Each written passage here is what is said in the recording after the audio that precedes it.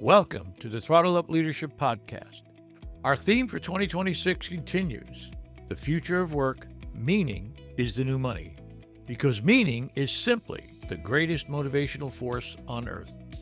But 68% of the global workforce is disengaged, leaving $9.6 trillion in productivity on the table every year. Gen Z, the canary in the coal mine, is exposing structural failures everyone else learned to ignore, rationalize, or endure. I'm Dr. John Dentico, your host, bringing over 30 years of experience in leadership, strategic thinking, and designing solutions that solve real problems. This podcast delivers boots-on-the-ground intelligence, real conversations with CEOs, fractional executives, coaches, and small and medium-sized business leaders navigating the same crisis, mitigating the talent hemorrhage before competitive viability disappears. We go beyond symptoms like engagement scores and wellness programs to focus on the structural failures beneath them. Frontline intelligence, actionable frameworks, hard truths. Thank you for joining me on this journey. Now let's throttle up and dive into today's episode. Hello again and welcome. The Throttle Up Leadership Podcast. This is your host, Dr. John Dentico. With me today is Dr. John Scott. Now, most people treat R&D like a lottery. Pour in $1 billion, scratch the ticket, and hope something sticks. Dr. John Scott looked at that 1 trillion annual experiment and asked a different question. What if the problem isn't the science, it's the system? John started his career as a NASA astrophysicist, left a tenured academic post, and spent the next 3 decades founding and scaling more than a dozen technology companies. Today, as co-founder and chief strategy officer of Innventure, he's the architect of the down select methodology, a rigorous quantitative framework that helps multinationals like P&G stop leaving their best ideas on the shelf. Innventure doesn't just vet disruptive technologies. It builds and scales standalone B2B industrial companies around them. And I am truly pleased and delighted to have Dr. John Scott with me today. Good morning, John. How are you? Good morning. I'm doing well, thank you. And I'm excited to be on your podcast and talk about these things. I'm happy to have you here for sure. John, I like to ask you my favorite kickoff question, and that is, tell me a little bit about yourself. Where did you grow up, and what were some of the influences in your early life? Well, I grew up in Daytona Beach, Florida, so I have a lot of interaction with water and sand, but always from when I was in elementary school, I always wanted to be a scientist. So my life dedicated to becoming a scientist, which I did. I had preferred to be a recovering scientist. So that's what I am now. I'm a serial entrepreneur as a recovering scientist. Great. Well, great foundation, and that's for sure. No question about it, especially in the world we live in today. I mean, where so many research and scientific breakthroughs seem to be happening every day, especially things like AI. One of the things that drew me to your profile, John, is your notation about, from Sun Tzu, about strategy and tactics. I'll just tell you what it is so you have it. The strategy without tactics is the slowest way to victory. The tactics without strategy is the fastest way to defeat. That's exactly. The one I really prefer is strategy without tactics is the noise before defeat, which is the same thing as you're saying. And I think it's so absolutely true. I wonder sometimes, John, I'd like to get some of your impressions on this, about strategy. For me, it begins in an organization with a firm, solid mission statement. What are we about? Why are we doing what we're doing? And one that doesn't take up a page, one that, is very simple for everyone to understand, the mantra, if you will, of the company. I'd love to get any reflection you have on that idea, John. Yeah, well, I completely agree, and I think it's completely tied to strategy. I view senior leadership's job is to provide a strategic framework, which you could also call your vision You could also call it your model that then guides the strategic thinking of upper management, which then leads to tactical implementation. So that's my sort of hierarchy of procedure here. Well, as a former naval officer, I spent a lot of time in strategy and tactics and actually in wargaming, as a matter of fact. And, we were fed a constant diet of strategy and how important it was. I mean, you have to start with a mission statement. Why are we here? What is it we're trying to do? That kind of a thing. And from that, a strategy developed. And I see so many times, I'm sure you've seen this throughout your career. You walk into the lobby of a company and they've got their strategy all over the wall in brushed stainless steel, it seems. And yet, what they do, what they say, and what they reward are two different things. They And I absolutely think, are. go ahead, take it. No, they absolutely are two different things. And I find it's particularly true for entrepreneurs who do startups. After my academic career, I ended up being a consultant for 6 national governments around the world who wanted me to look at their technology community. And doing that, I met hundreds of entrepreneurs around the world.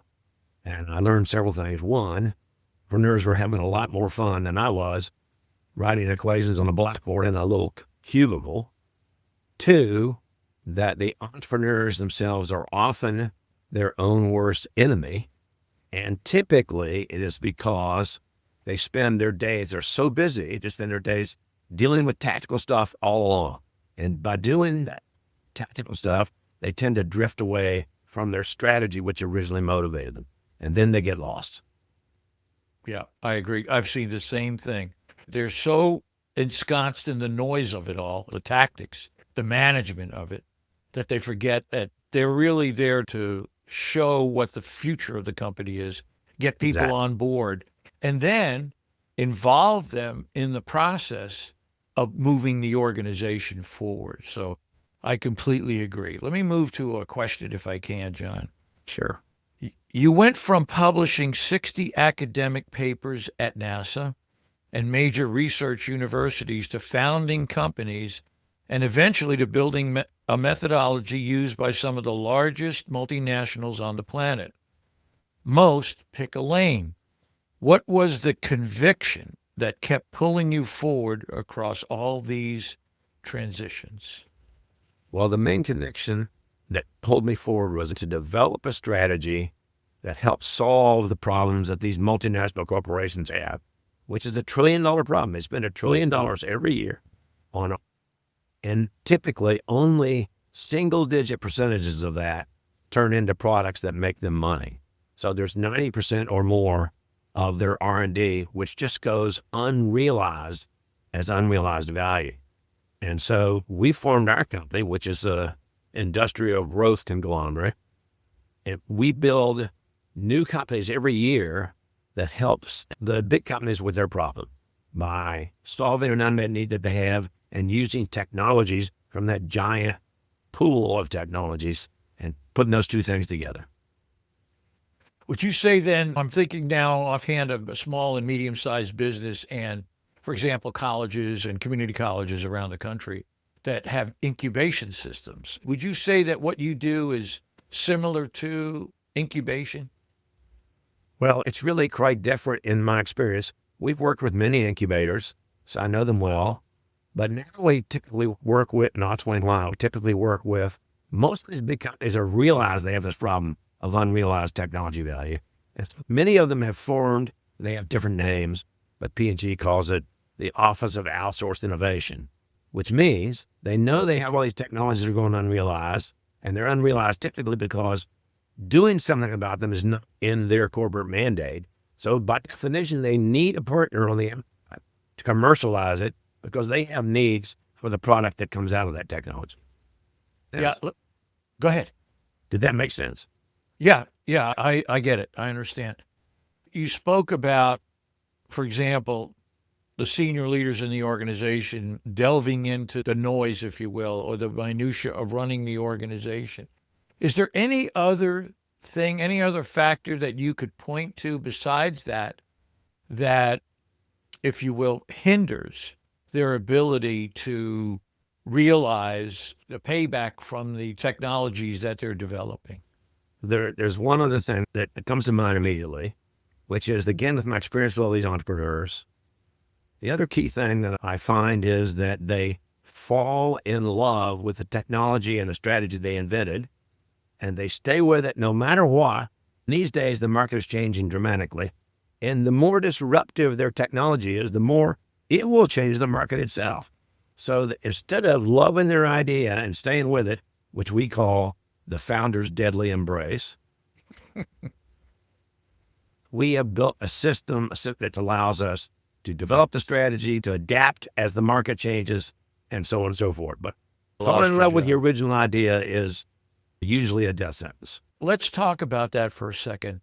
I can understand, that, quote unquote, it becomes your baby in a manner of speaking, the technology. Exactly. And you don't want to, you want to hang on to it. You put so much into it, your heart and soul in a lot of the technology. And then one day to stand up and say, things have changed. This is not working anymore. I'm sure is very, very hard. I've found that to be true with people that I have observed who had finished their doctorate degrees. I'm sure you've seen this, John. Very true. They finish their doctorate degrees, they write their dissertation, that bloodletting. I always tell people the difference between getting a master's degree and a doctorate is, for a master's degree, you go to school. For a doctorate, you go on a religious journey. And no, that's accurate. So accurate. It's accurate. And when they write their dissertation, for them to abandon the findings of their dissertation, again, this is their baby. They're hanging on to it in a lot of respects. I'm wondering if you've ever seen that in your travels. I see it all the time, particularly for people that have their PhDs, just as you inferred, implied, I mean.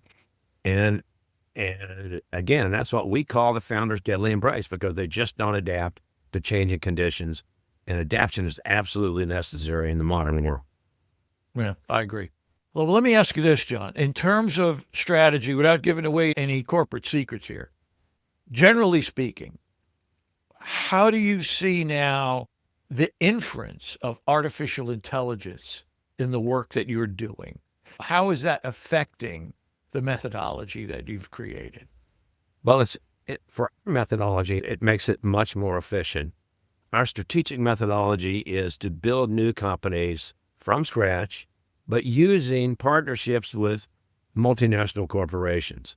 And partnering with multinational corporation is an art in and of itself, which is greatly getting to the right person, that has an inclination to partner outside. All those things, AI helps us with that dramatically. And getting to the right person is the biggest issue in partnering within a large corporation. It's the biggest issue we have with our partnerships. But the AI helps us get over that, find the right people. We find the right employees of that company that we call Sherpas, that help us manipulate through this giant bureaucracy. So AI helps us with both of those things. That's very, very interesting. So in the end, the hub of the wheel is the people, is the human beings and the people who actually help you get the organization going. Is that an accurate call? It's 100% accurate. Oddly, I feel almost every business comes down to people in the end. But ours comes down to two sets of people: our own people who are used to doing this, but also the people at the partner, the large corporate partner. So we have double people problem. Yeah, I was at a meeting last night of RVA AI, RVA standing for Richmond. I live here in Richmond, Virginia. And they have an AI community that's burgeoning here. I'm part of their AI group. One of the folks that was speaking last night used the term, we have to always keep human in the loop. And I said, I think you got this backwards. I said, you have to think of it this way. AI's in the loop. AI's in the loop because at the focal point is the human being. And I agree with you. All the technology, we've had technology breakthroughs in the last 30 years that are mind-boggling. I remember building my first PC when it had 1 megabyte of RAM. Today, I have 48 gigabytes of RAM in the Mac I'm using. But I think people have to understand that it's not that AI will administer us. We have to administer AI. I'd love to get your thoughts on that. Well, I'm 100% in agreement, especially because our model involves this partnership. In every new company we create, there's always a partnership like Procter & Gamble, Nokia, or whoever. And it's so much about human-to-human interaction that you cannot rely on AI to do that. I don't trust them because you're talking about strategic issues, not factual issues. On the other hand, getting to the right people, AI is like a dramatic improvement in our efficiency because it helps us find the right people to interact with on a human level. Yeah, I use it every day, and I'm working harder every day with AI than I worked before. I just do different things. I'll have it go out and do some things or check it or be a thinking partner. But then in the end, I'm the one who's making the final call. I've spent the last 30 years, more than that, if I talk about my Navy time, in the world of leadership. I'm very curious to ask you this particular question, John. Do you see where you sit right now with all the technology, what you're doing in organizations? Do you see the changing? Is there, in your opinion, let me ask it this way, is there a changing nature of leadership? Do you see leadership morphing into something else than what it's been, let's say, from the 1950s factory floor, if you will? I think in general, it's dramatically different than it was on the factory floor. But in particular, in our model, it's different. Because really, for us, we have the strategic framework, we do the strategic thinking, but a key element of that strategic thinking is to discover this huge $1 trillion a year playground that you can play in. Who knows how many things there are that you could possibly do. So the key thing of leadership is to construct an operational system that lets you select which the right game to play is. Which of all these thousands and thousands of things are the right thing to do. And we have constructed a systematic approach. We call it down select, which allows us to look at opportunities. And opportunities for us are combinations of the technology and an unmet need that the technology solves. And we have this detailed techno-economic analysis down select, which lets us look at each opportunity and figure out which one create the most new value in the marketplace. And those are the ones we go with. Very interesting. So there's a set of criteria. Obviously, whatever model you're using has a set of criteria in it that does a search or does a comparison for where can you get the best bang for the buck, in a manner of speaking. Where can you apply a technology to a real problem that is either in existence, or do you ever look into the future, John? Do you ever take a step into the future and say, with the idea of foresight, knowing what things are going on right here, and not so much a visioning process. I'm not talking about foresight, where you can actually construct a picture of the future. Do you ever do that and look at where that technology might apply in the future? We definitely do that, and we do that in a very, what will seem simple-minded way. And that is, we not only look at our partners, our large multinational corporation partners for technology, but we look to them for what are the market needs of the future that will solve needs that they have. And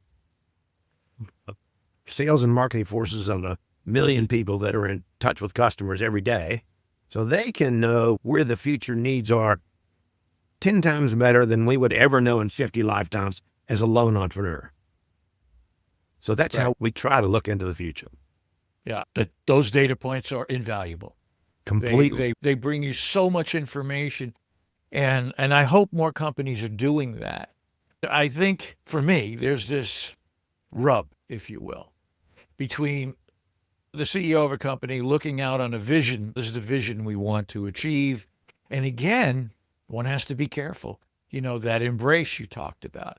If you embrace the vision, but the people on the front lines, nose against the problem, if you will, are telling you it's moving in a different direction, you may have to give up that vision for the foresight, if you will, that you develop because of the data points that you're collecting. I'd love to get any thought you have on that. It's so true, and it's particularly true because one of our foci, and that's the selection process, as you said, we have 19 criteria that we check everything against.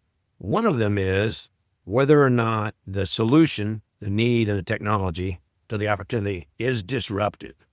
It's going to be market changing, not just something incremental. If it's not disruptive, it won't be big enough to attract the attention of the multinational partners. So we got to focus on disruptive. But here's the key thing on this, and I'll fall back on some physics language, because that turns out to be a nonlinear problem, not a linear problem. It's nonlinear in this sense. When you build a company that is disruptive, by definition, you're starting off in this direction, but then you yourself will be changing them. Whether it changes or not on its own, independent of that, by definition of disruptive, you will change the market. So you guys better be in the mode of adapting. They got to adapt, and they may have to adapt 2 or 3 times before you get settled on the final thing. And unusual thing, or maybe not so unusual, but that's why, because of this need to do a strategic adaptive positioning, we call it, we, our own employees, run the company in the early days. We have serial CXOs, serial COs, or CTO, whatever, that run the company in the very beginning.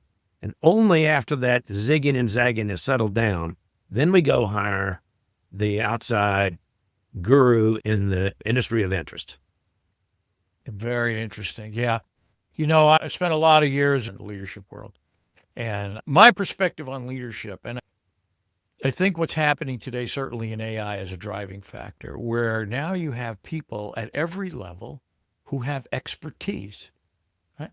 You can take a junior engineer just coming out of school and who knows how to tickle the keys, as I like to say, on AI, reach in and come up with, they could do their own level of strategic thinking.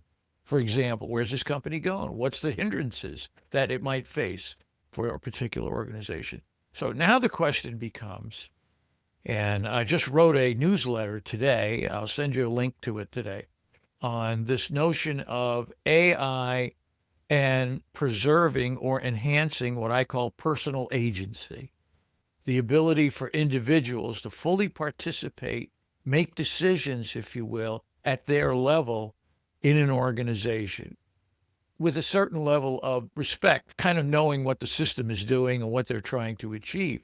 For me, leadership is a process. Okay? It's the process of leadership, the process of strategic thinking, the process of strategic planning. They are processes that you can put in place and people can use, which means that leadership grows through this, if you will, transformative contribution methodology. We got this issue, we got this problem. Anybody got a good idea? Anybody want to jump in here and say something? I think the more and more speed we gain in the world and in the economy, the more and more I think we're going to have to bring people into the process of pushing a company forward. Not only that, but one of the things I'm working on now is values alignment. Can we attract the right people to the organization? Do they want to be there? Do their values match the values of the organization? I'll just go back for a second and say that, for me, a lot of it has to do with the mission statement, that kind of thing.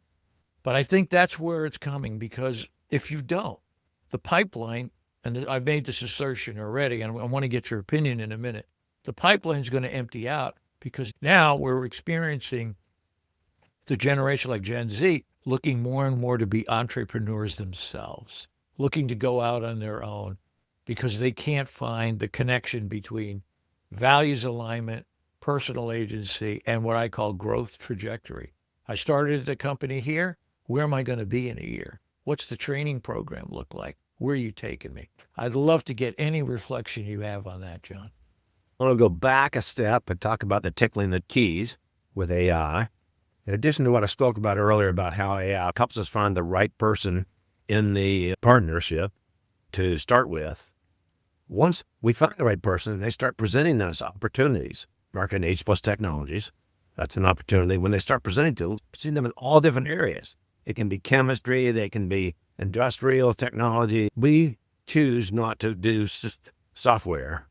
There's a reason for that. But anyway, we choose to do industrial type things, but we don't limit it to what industry it is. And so our people, when they're interacting with the partner, they need to be up to speed or get up to speed quickly on that particular area. And that's where, again, AI comes into it and lets them get smart on the AI enough that they can talk to our potential partner in an intelligent way. I think that as expertise spreads, as AI brings expertise to anybody who wants to spend $20 a month, it opens up a fascinating future for involvement of everyone in gaining a level of personal agency for everyone who wants to become involved with a good company. Go ahead, John. I'll kick it back to you. Go ahead. Yeah, I think you just said the key thing. When our people are able to understand what they're hearing from our partners, but through the use of AI, that does give them a feeling of personal agency. They feel like they're deeply involved in the interaction. Makes all the difference on motivation. We have a very highly motivated, almost no one ever quits the company. They love what they're doing. But when we interview them, they have to buy into this strategic framework. They buy into it, that's almost self-selecting. Yeah. And I think that's where values alignment is so important. It not is. everybody, as you well know, not everybody who shows up at the front door is going to want to join. No, they're going not. to say that. You may want to go over here and try something different over here, but this is who we are. We're looking for people who can jump in with us, who have a value set that matches or is close to ours, that can take us into the future. Let me ask you about this. Talk to me a little bit more, if you can, about some of the characteristics, John, of down select. What makes that tool unique, if you will? This will sound pretty obvious, but I find that 90% of entrepreneurs don't follow this path, which is, we always say, needs lead. So when we talking to the partner, first thing we want to know is, does this technology you're presenting to us have a specific future need that you know about from your marketing and sales team that solves? That's step one.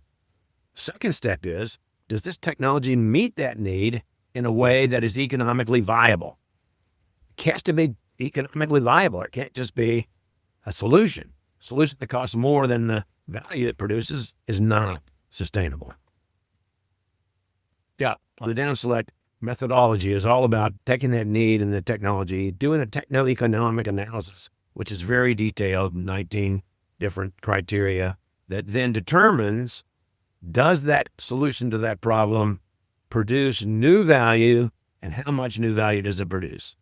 And that we share back with our partner, and that typically, if it produces value for us and them at a certain scale, then they'll say, gee, we love that, we have that need, we want to be your customer. So we typically have early adopter customers already in line, and jumping over that early adopter is a big risk in early stage companies that we avoid, because we already have somebody signed up to be our early customer. Yeah. With a big name. Yeah. Yeah, I agree. I think that, the rule number one of modern day marketing, find the problem. What is the problem? Needs lead. Needs lead. That's right. We can't do this. We have to do this. We don't have a financial system that gives us the information we need to make decisions, whatever it might be, whatever it might be.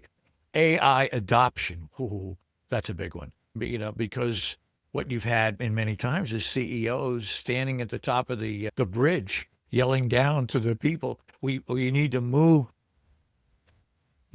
We need to adopt AI. Okay. Well, how does that change the dynamic? How do we use it? Where do we integrate it? Leaving so many questions unanswered. In fact, one of the things I just wrote recently is about the AI adoption in Gen Z. Gen Z are the biggest early adopters. Within the same breath, they tell you they don't trust it. So it's such an interesting dynamic. And maybe a lot of it has to do with, we're all caught, as I'm sure you understand, in the hype engine right now. It's this swirling vortex of promises, and no one knows where it's really going to level out, where it's really going to go.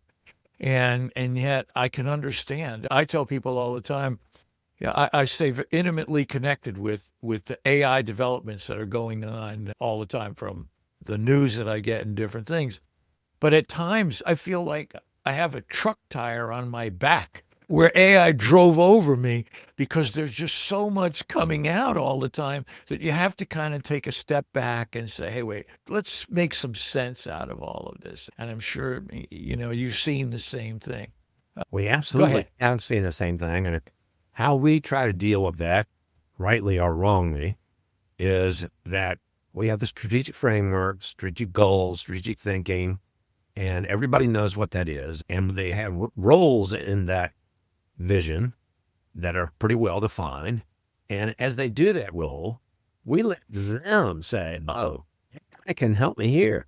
AI can help me there. So in our organization, AI bubbles up from the bottom to the top, not from the CEO shouting down from the bridge, which I like that Yeah. analogy. Well, listen, John, we're getting close to the end here. So I'd like to ask you my last question. It's been a great conversation. I really enjoyed the interplay here. So let me ask you this. Where you stand right now, what is the future for John Scott? What are you going to do? What do you want to do? What do you want to achieve? What do you see happening for you in the not too distant future? Two areas, professional and personal. Okay. Professional, what I see is helping guide our existing companies on their growth path. That's what we're here to do, to help them and to make that easier. So grow the existing companies and then start new ones based on this partnership model. So that's the professional goal for me. The personal goal is I want to find good beer, catch more fish, and write a book. That's great. Oh, I appreciate that. John, this has been a wonderful conversation. I can't thank you enough. I wish you and all your colleagues at Innventure great health and great success in the future. Thank you so very much for your time. Thank you very much. I've truly enjoyed this conversation, though. Thank you. This is Dr. John Dentico. Remember, meaning is the new money, but it requires building the structures that deliver it. If today's conversation challenged your thinking or gave you a framework worth implementing, share it with a leader who needs to hear it. Subscribe wherever you get your podcasts and visit throttleupleadership.com for more resources. Until next time, keep throttling up and keep the people at the center of everything you do.